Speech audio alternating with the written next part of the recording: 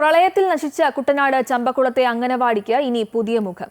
27 ലക്ഷം രൂപ മുതൽ മുടക്കിൽ അത്യാധുനിക സൗകര്യങ്ങളുള്ള ഇരുനില ഹൈടെക് അംഗനവാടിയാണ് കുരുന്നുകൾക്കായി ഒരുക്കിയിട്ടുള്ളത്. ചമ്പക്കുളം ഗ്രാമപഞ്ചായത്ത് 5-ാം വാർഡിലാണ് ഈ ഹൈടെക് അംഗനവാടി. 2018-ലെ മഹാപ്രളയത്തിൽ പൂർണ്ണമായി നശിച്ച പഴയ കെട്ടിടം പൊളിച്ചു മാറ്റിയാണ് നൂതന സൗകര്യങ്ങളോടെ പുതിയ അംഗനവാടി നിർമ്മിച്ചത്. ഇരുനിലകളിലായി അത്യാധുനിക സൗകര്യങ്ങളോടെയാണ് നിർമ്മാണം. താഴത്തെ നിലയിൽ അടുക്കള, ശിശു സൗഹൃദ ശൗചാലയം, കുട്ടികളുടെ സന്തോഷകരമായ പഠനാന്തരീക്ഷത്തിനായി ചുവരുകളിൽ ചിത്രങ്ങൾ എന്നിവയുണ്ട്. 2-ാം നില കുട്ടികളുടെ കളിസ്ഥലമാണ്. 2018-ലെ വെള്ളപ്പൊക്കത്തോടു കൂടിയാണ് ഈ അംഗനവാടിക്ക് കേടുപാടുകൾ സംഭവിച്ചത്. അപ്പോൾ പുതിയ അംഗനവാടി കെട്ടിടം നിർമ്മിക്കാനായിട്ട് ജില്ലാ പഞ്ചായത്തിൻ്റെ 27,60,000 രൂപയും ഫർണിഷിംഗ് ഐറ്റത്തിനും അതുപോരാതെ ഇലക്ട്രിഫിക്കേഷനും ഒക്കെ ആയിട്ട് ഫണ്ടുകൾ അനുവദിച്ചിട്ടുണ്ട്.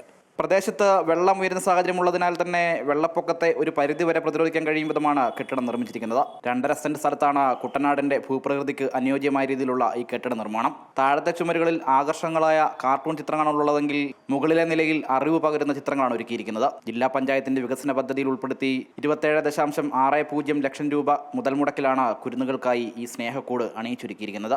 അമൃത ന്യൂസ്, ആലപ്പുഴ.